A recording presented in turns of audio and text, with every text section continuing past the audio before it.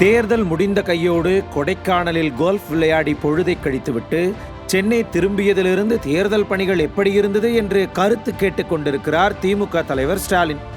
இன்னொரு பக்கம் லண்டனில் வெக்கேஷன் முடித்துவிட்டு திரும்பிய உதயநிதி தேர்தல் பணிகளில் சுணக்கம் காட்டிய திமுகவினர் யார் என்று லிஸ்ட் எடுத்துக் கொண்டிருக்கிறார் என அறிவாலய வட்டாரங்களிலிருந்து செய்திகளெல்லாம் கசிந்து கொண்டிருக்கின்றன. திமுக ஆளும் அரசில் இருக்கும்போது நடக்கக்கூடிய நாடாளுமன்ற தேர்தல் இது என்பதால் அதிக இடங்களை கைப்பற்றியே ஆக வேண்டிய கட்டாயத்தில் இருக்கிறது திமுக. கடந்த தேர்தலில் 39 தொகுதிகளில் 38 எம்பிக்களை பெற்றிருந்த நிலையில் தற்போது அதைவிட குறைந்தால் அது முழுக்க முழுக்க திமுக ஆட்சிக்கு கிடைக்கும் கெட்ட பெயர்தானே. இதனால் திமுகவின் இமேஜும் டேமேஜ் ஆக அதிகளவு வாய்ப்பு இருக்கிறது என்பதாலும் ஒருவேளை அந்த தோல்விகள் எதிர்வரக்கூடிய 2026 தேர்தலிலும் எதிரொலிக்கும் என்பதாலும் நெருப்பின் மீது பயணம் செய்து தேர்தலை எதிர்கொண்டது திமுக. ஆனால் சொல்லி வைத்தார் போல திமுக போட்டியிட்ட சில இடங்கள் மற்றும் அதன் கூட்டணி கட்சிகள் போட்டியிட்ட பல இடங்களிலும் உள்ளடி வேலைகளை பார்த்து திமுக கூட்டணி கட்சியை தோல்வியடைய செய்யும் பணிகளில் திமுகவினரே இறங்கியதாக திமுக தலைமைக்கு வந்த புகார்களால் தற்போது இந்த ரகசிய மீட்டிங்குகள் எல்லாம் நடந்து கொண்டிருக்கின்றன.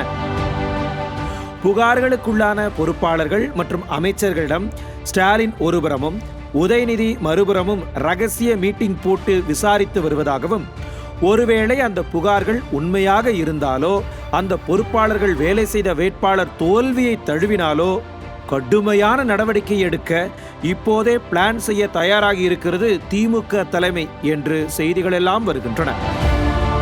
அப்படி நடவடிக்கை பாயும் பட்சத்தில் திமுகவின் அமைச்சரவையில் பெரும் மாற்றம் இருக்க போகிறது. அமைச்சர்கள் மீது வந்த தொடர் புகார்களாலும் திமுக தலைமைக்கும் ஆட்சிக்கும் கெட்ட பெயர் ஏற்பட்டது. அவற்றையெல்லாம் கருத்தில் கொண்டும் இந்த அமைச்சரவை மாற்றம் இருக்கும் என்று கணிக்கிறார்கள் விவரம் அறிந்தவர்கள்.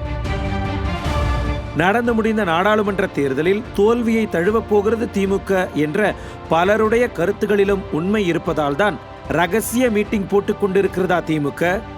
தேர்தல் தோல்வி பயத்தால் பதற்றத்தில் இருக்கிறதா திமுக? தேர்தலுக்கு பிறகு உதயநிதியை துணை முதல்வராக்க திட்டம் போடுகிறார்களா திமுகவின் தலைமை?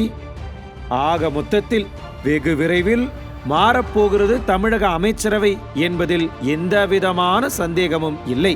நியூஸ் ஜே செய்திகளுக்காக இணையாசிரியர் மனோஜ்குமார் கோபாலன்.